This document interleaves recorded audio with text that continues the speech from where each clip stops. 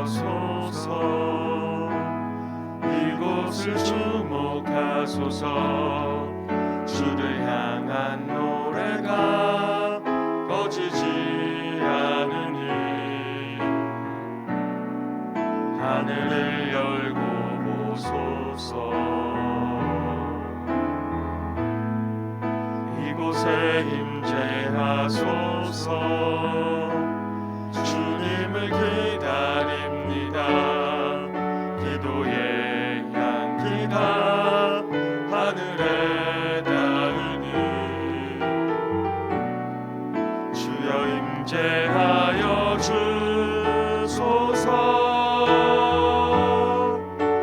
이곳에 오셔서 이곳에 앉으소서.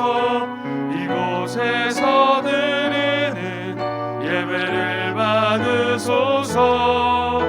주님의 이름만이 오직 주의 이름만 이곳에 있습니다. 주를 두려워하는 자를 위하여 쌓아두신 은혜 곧 주께 피하는 자를 위하여 인생 앞에 베푸신 은혜가 어찌 그리 큰지요. 주께서 그들을 주의 은밀한 곳에 숨기사 사람의 꾀에서 벗어나게 하시고 비밀이 장막에 감추사 말다툼에서 면하게 하시리이다. 아멘. 사도신경으로 우리의 흔들리지 않는 신앙을 고백합니다. 전능하사 천지를 만드신 하나님 아버지를 내가 믿사오며 그 외아들 우리 주 예수 그리스도를 믿사오니 이는 성령으로 잉태하사 동정녀 마리아에게 나시고 본디오 빌라도에게 고난을 받으사 십자가에 못 박혀 죽으시고 장사한 지 사흘 만에 죽은 자 가운데서 다시 살아나시며 하늘에 오르사 전능하신 하나님 우편에 앉아 계시다가 저리로서 산자와 죽은 자를 심판하러 오시리라. 성령을 믿사오며 거룩한 공회와 성도가 서로 교통하는 것과 죄를 사하여 주시는 것과 몸이 다시 사는 것과 영원히 사는 것을 믿사옵나이다. 아멘. 자리에 앉으셔서 찬송가 545장 함께 찬양하겠습니다. 545장입니다.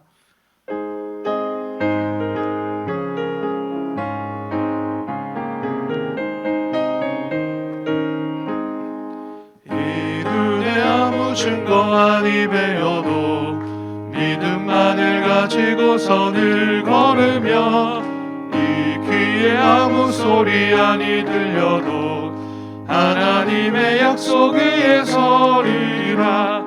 걸어가세 믿음 위에 서서 나가세 의심 버리고 걸어가세 믿음 위에 서서 눈과 귀에 아무 증거 없어도 이 눈이 보기에는 어떠하든지 이미 얻은 증거대로 늘 믿으며 이 맘에 의심 없이 살아갈 때에 우리 소원 주 안에서 이루리.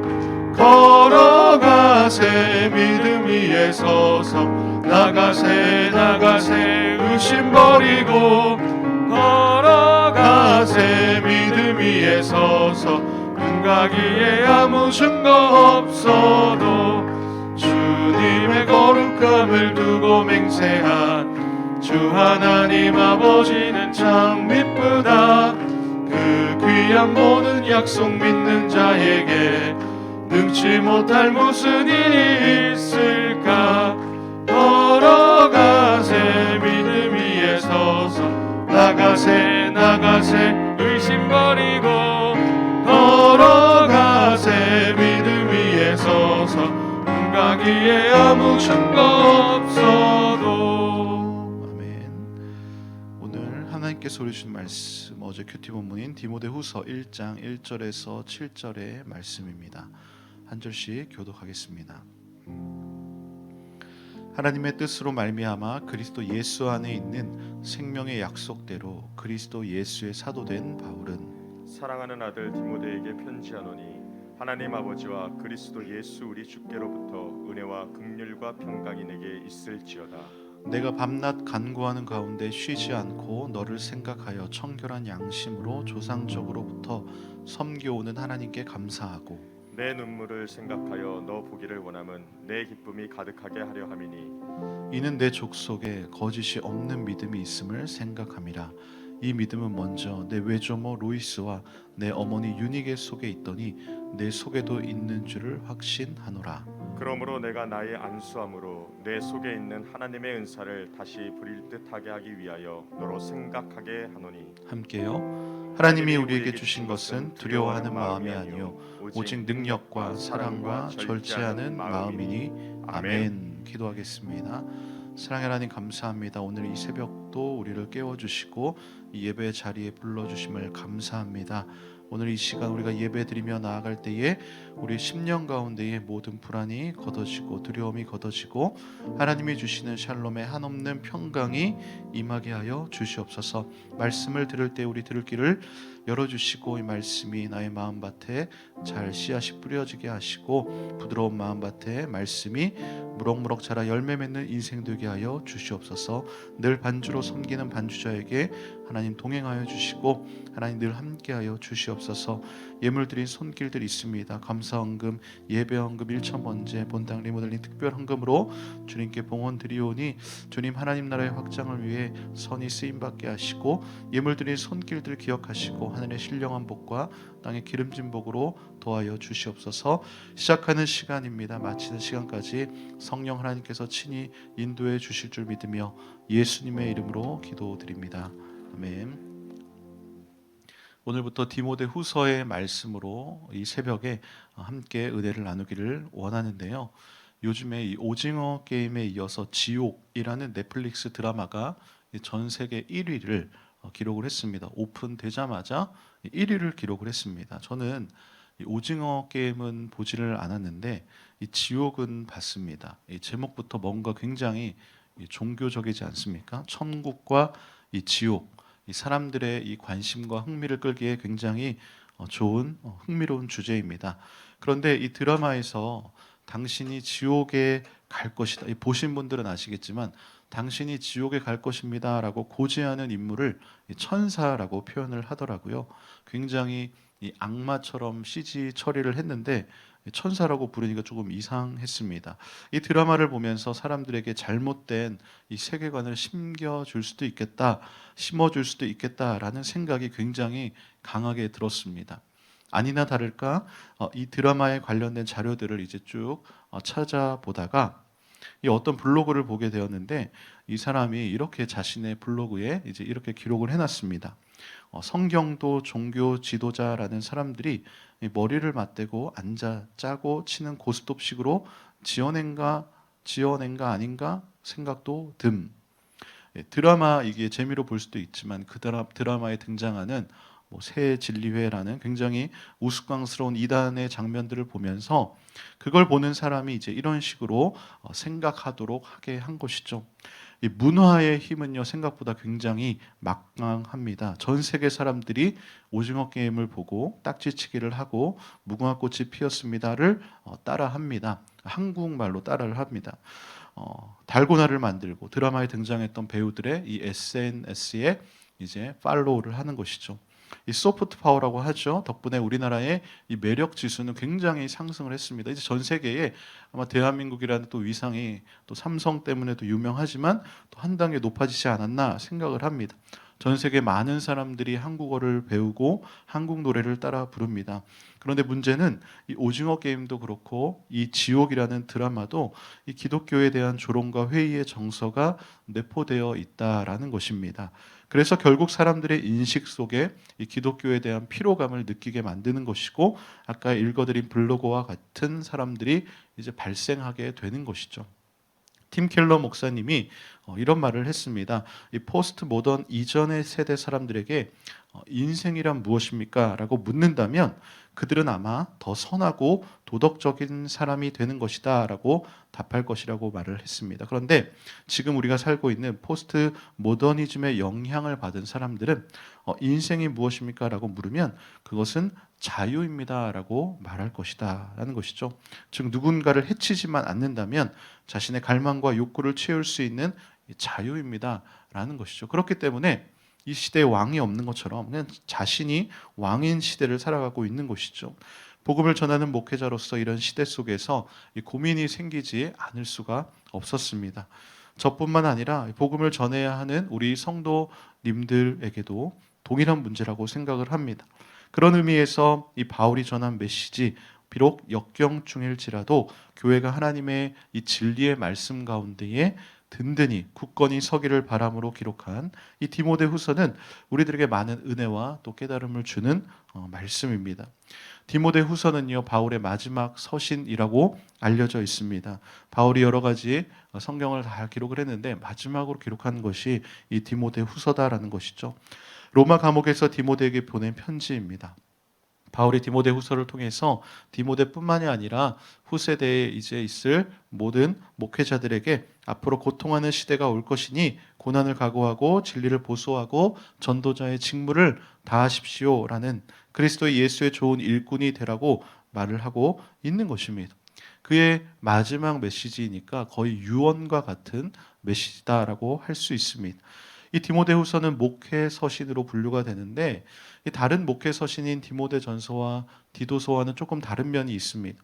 개인적인 편지의 성격이 강합니다. 이 디모데가 누굽니까? 바울의 영적인 아들 아닙니까?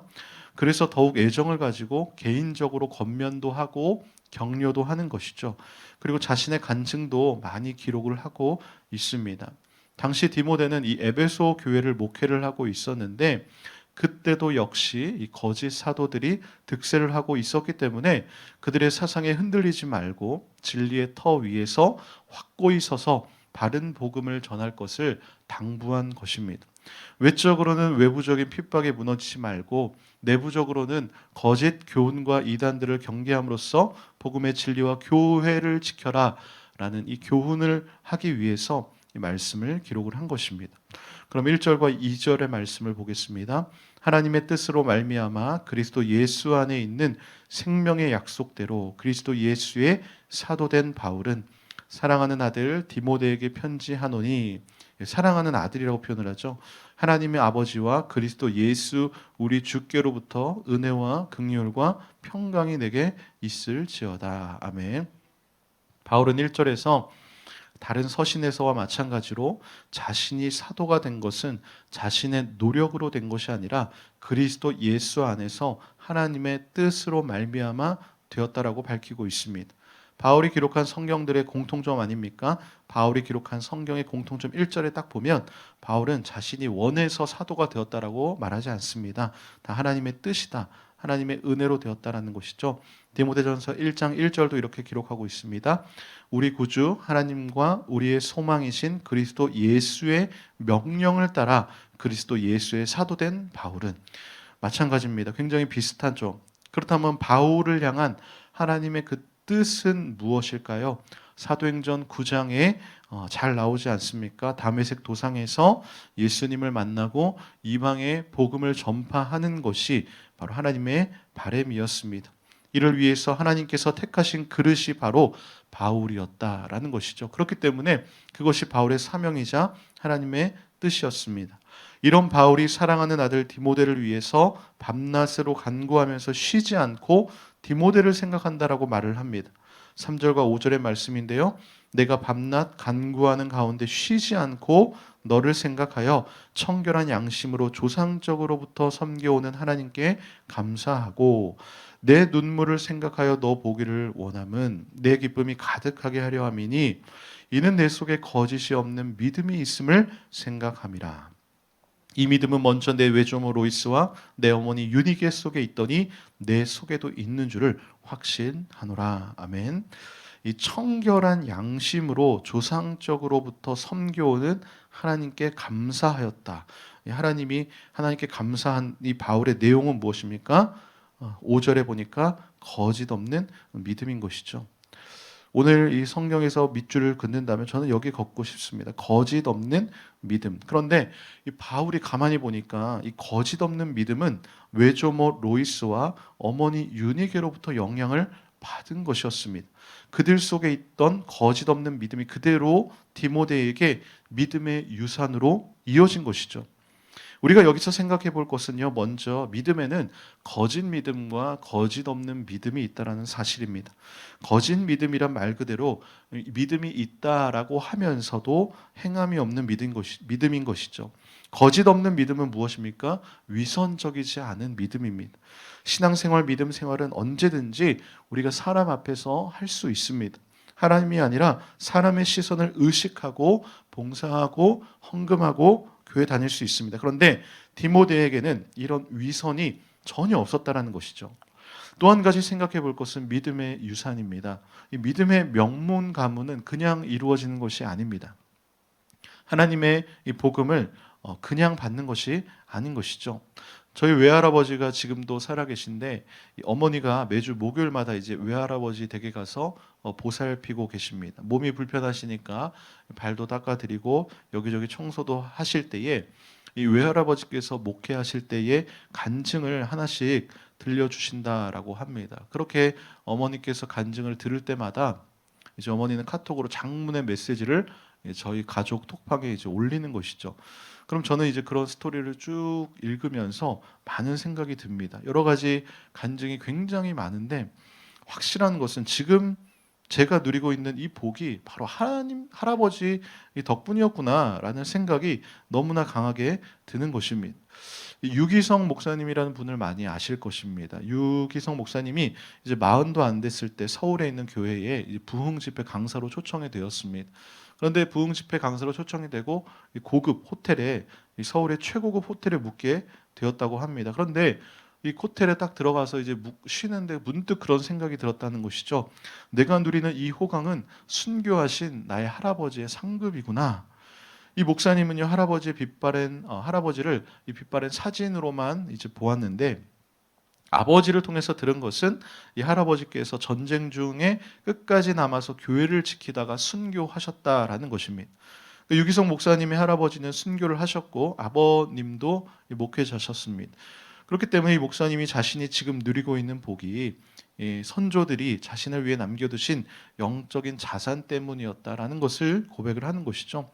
여기 계신 분들 중에서도 부모님, 이 선조들의 믿음의 유산을 물려받고 복을 누리고 계시는 분들이 있으실 줄로 믿습니다. 그렇다면 우리가 이런 복의 열매만을 먹고 있으면 될까요?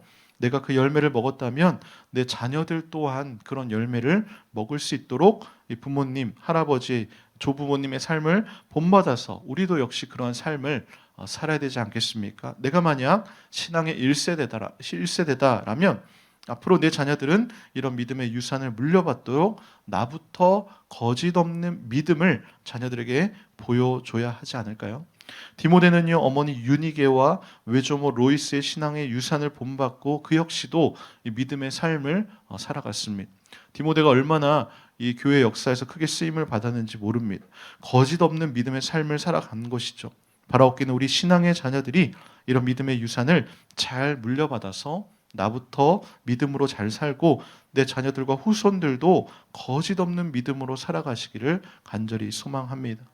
6절과 7절의 말씀을 보십시오. 그러므로 내가 나의 안수함으로 내 속에 있는 하나님의 은사를 다시 부릴 듯 하게 하기 위하여 너로 생각하게 하노니 하나님이 우리에게 주신 것은 두려워하는 마음이 아니요 오직 능력과 사랑과 절제하는 마음이니. 아멘.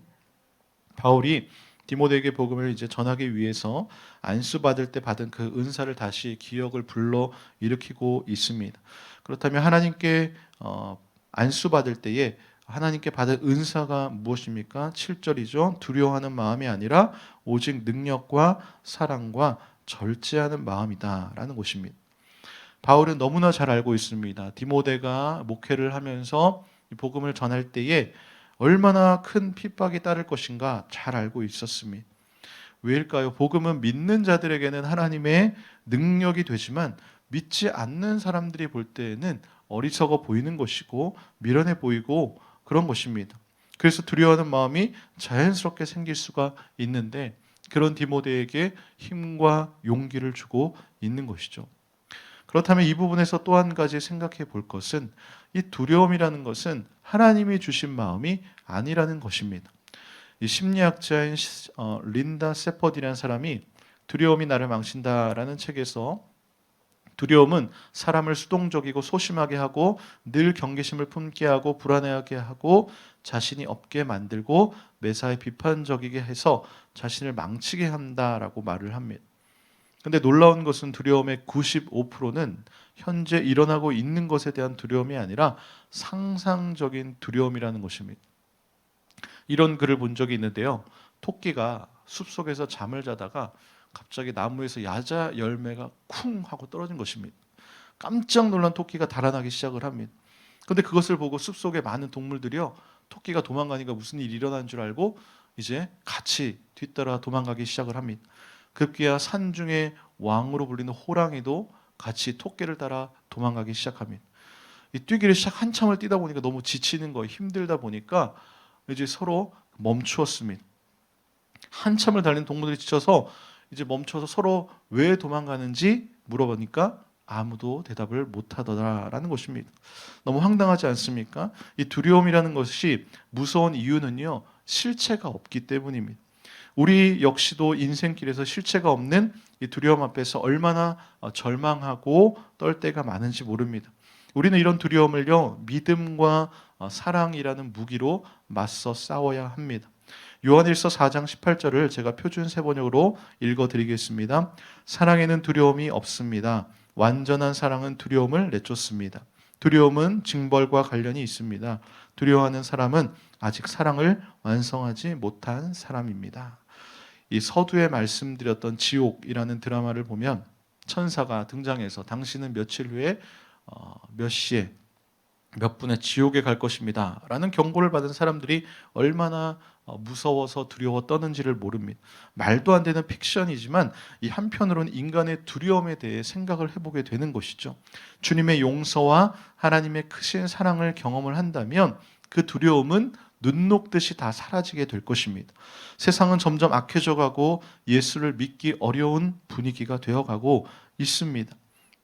12월이면 예수님이 캐롤이 울리고 12월이면 예수님 성탄절이 가장 먼저 떠올라야 되는데 점점점 이제 희미해져 가는 것이죠. 예수를 믿는다라는 이유로 고난을 받을 수도 있습니다. 그러나 우리가 이것을 부끄러워하지 않고 기뻐하는 것은 오직 복음만이 구원의 능력이 되기 때문인 것입니다. 히브리서 12장 26절에서 29절은 우리들에게 이렇게 말씀을 합니다. 그때에는 그 소리가 땅을 진동하였거니와 이제는 약속하여 이르시되 내가 또 한 번 땅만 아니라 하늘도 진동하리라 하셨느니라. 이 또 한 번이라 하심은 진동하지 아니하는 것을 영존하게 하기 위하여 진동할 것들 곧 만드신 것들이 변동될 것을 나타내심이라. 그러므로 우리가 흔들리지 않는 나라를 받았은즉 은혜를 받자. 이로 말미암아 경건과 두려움으로 하나님을 기쁘시게 섬길지니 우리 하나님은 소멸하는 불이심이라. 아멘. 이 말씀처럼 하나님께서 진짜로 이제 이 땅과 이 하늘을 흔드실 때가 올 것입니다. 그 진동에 이 땅에 있는 어느 것 하나 흔들리지 않을 것이 없습니다. 안 무너질 것이 없습니다. 그러나 오직 복음을 붙든 사람들은 하나님의 은혜로 든든하게 세워질 것입니다. 하나님이 우리에게 주신 것은요, 두려워하는 마음이 아니라 오직 능력과 사랑과 절제하는 마음임을 꼭 믿으시기를 바랍니다. 이 사실을 기억하시고 오늘 이 새벽에 디모데와 같이 거짓 없는 믿음의 삶으로 나뿐만이 아니라 나의 자녀들까지도 믿음으로 세워지는 이 복된 하루와 복된 가정 되시기를 주님의 이름으로 축원합니다. 이 시간 함께 찬양하겠습니다.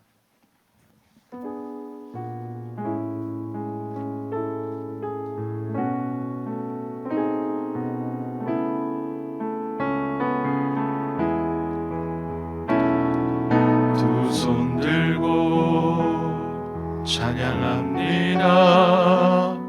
다시 오실 왕 여호와께 우리 주만이 나를 다스리네.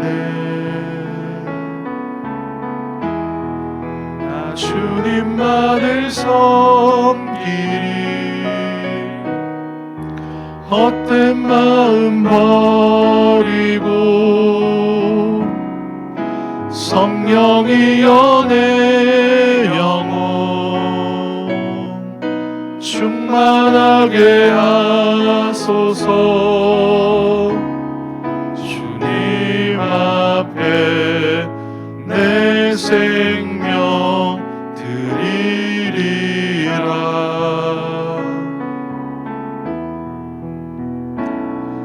두 손 들고 찬양합니다. 다시 오실 왕 여호와께 오직 주만이 나를 다스리네. 나 주님만을 섬기리. 헛된 마음 버리고 성령이여 내 영혼 충만하게 하소서. 주님 앞에 내 생명 드리리라. 아멘. 말씀을 기억하면서 우리가 함께 기도하기를 원합니다. 오늘도 내 안을 사로잡고 있는 두려움이 있다면 그 두려움이 사라지게 하시고 오직 능력과 사랑과 절제의 마음으로 채워달라고 기도하시길 바랍니다. 특별히 나의 자녀들을 위해서 신앙의 유산을 잘 물려주기를 원합니다. 그러기 위해서 내가 먼저 거짓 없는 믿음으로 살게 해달라고 기도하시길 바랍니다. 코로나의 종식을 위해서 교회를 위해 기도해 주시기 바랍니다. 사랑의 김장 나눔과 본당 리모델링 공사를 위해서 순적히 진행되게 해달라고 기도해 주시기 바랍니다. 나라와 민족을 위해 기도해 주시고요. 하나님을 경외하는 지도자들이 잘 세워지기를 기도해 주시고요. 세계 선교를 위해 기도할 때에 특별히 박은희 선교사님 상피 내암 치료를 위해 기도해 주시기 바랍니다. 이 시간 두 손 들고 주의 이름 한번 부르며 통성으로 기도합니다. 주여.